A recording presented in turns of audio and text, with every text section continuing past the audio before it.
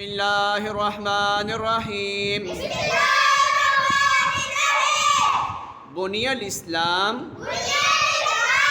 अला खम्सिन। How many pillars of Islam?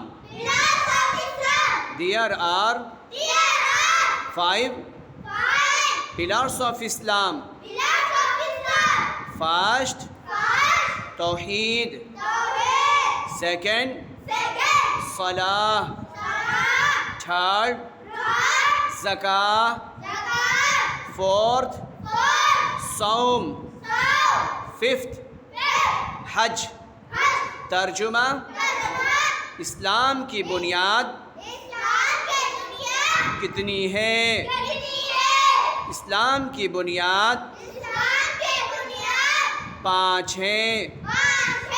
Number 1 Towhid, number 2 नमाज, number 3 ज़कात, नंबर 4 रोज़ा, नंबर 5 हज।